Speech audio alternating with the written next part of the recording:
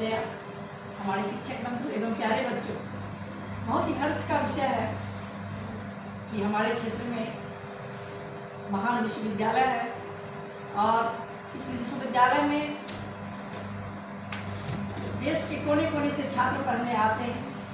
अनगिनत विद्वान शिक्षक, शिक्षिकाएं हैं, प्राध्यापिकाएं हैं और इनके बीच हम विभिन्न स्कूल से बच्चों को लेकर के आते हैं। बहुत ही गौरव का विषय है, बहुत ही हर्ष का विषय है कि कहीं पखवाड़ा मनाया जाता है, लेकिन यह विश्वविद्यालय चेतना माह मनाता है और बच्चे से लेकर बड़े तक हर उम्र के छात्र हो, छात्रा हो या बड़े हो, सबको सुअवसर प्रदान करता है कि हिंदी के प्रति अपनी आत्मा की जो बात है वह रख सके, हिंदी को राष्ट्रभाषा बनाने की तरफ अग्रसर हो सके।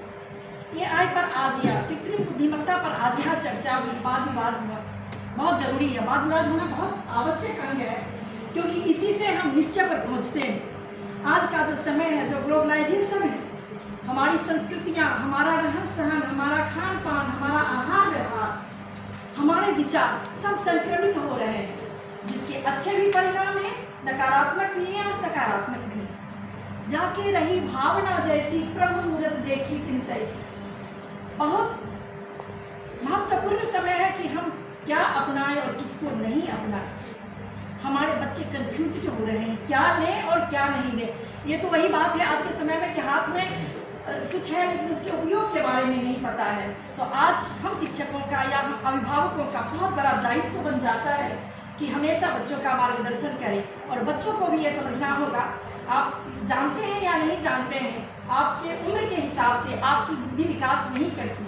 आपकी उम्र में जितना आपका इमोशन है, आपकी जो संवेदनाएं हैं, आपका जो शारीरिक विकास है वह 2, 4, 8, 16, 32 बढ़ता है, लेकिन आपकी जो बुद्धि है वह 2, 4, 8 इस तरह से बढ़ती है, तो उसको कंट्रोल करना थोड़ा मुश्किल हो जाता है।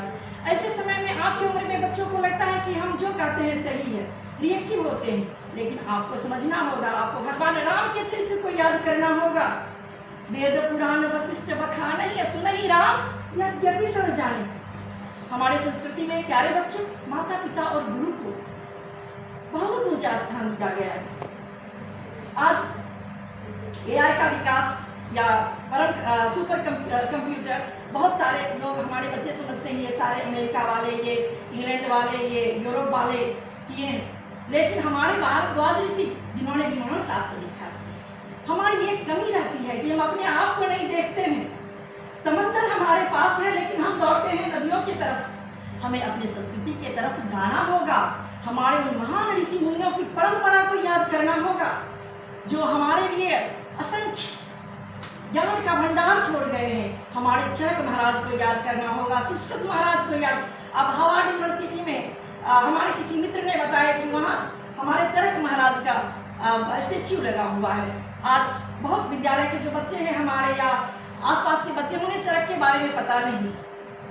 खास करके यह हमारा बिहार, जिस हम इसे विश्वविद्यालय में खड़ी हूँ, इसमें 5 दर्शनों का विकास हुआ।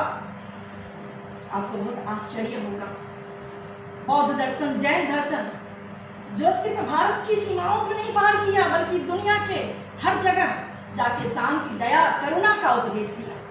लेकिन साथ साथ हमारी संस्कृति ने यह भी बताया कि हम दया, करुणा सब कुछ बांटते रहेंगे। हम स्वाभिमानी होते हैं, स्वाभिमान को हम विनय के साथ प्रयोग करते हैं। शौर्य, साहस, समर्पण, सेवा सब कुछ हमारी संस्कृति ने दिया, लेकिन फिर हम उसे अलग ढूंढने जाते हैं। अगर हमारे वैज्ञानिकों ने महाकवि कालिदास की बात पर ध्यान दिया होता तो हम पहले सैटेलाइट लेके आते, क्योंकि कवि अनुमान करता है, वैज्ञानिक प्रमाण ढूंढते हैं। लेकिन हमारी ये परंपरा रही कि घर का लोग क्या कहते हैं, घर का जोगी जोगरा, हमें गांव के सिद्ध एक फकरा है हमारे मैथिली भाषा में। हम समंदर हैं लेकिन अपने आप को नहीं देखते, हम नदियों के पास जाते हैं। अब वक्त आ गया है, समंदर अपने आप को झांके, क्या है और क्या नहीं है पता चल जाएगा। एक से एक ऋषि मुनि, शून्य देने वाले आर्यभट्ट को कभी यहाँ से निष्कासित कर दिया गया। बड़ा अमीर, जिन्होंने सूर्य सिद्धांत पर पुस्तक लिखी, खगोल शास्त्र के एक वेत्ता, कौन क्षेत्र ऐसा है जिसमें भारत आगे नहीं? याद कीजिए, जब हमारे पास कोई टेक्नोलॉजी नहीं, हम विश्वगुरु थे। नालंदा विश्वविद्यालय गवाह है, तक्षशिला विश्वविद्यालय गवाह है, चाणक्य जैसे गुरु थे।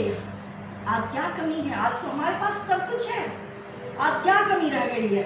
आज ये चिंतन का विषय है हमारे प्यारे बच्चों।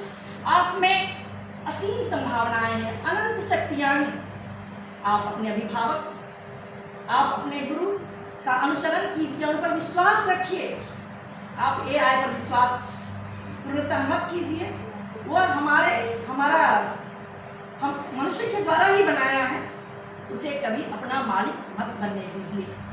10 इंद्रियों का स्वामी हमारा मन है, और कहते हैं ना, बॉडी सोल एंड माइंड, आत्मा शरीर और मन को एकीकृत करके अगर हम सोचेंगे तो कोई समस्या नहीं है जिसका समाधान नहीं।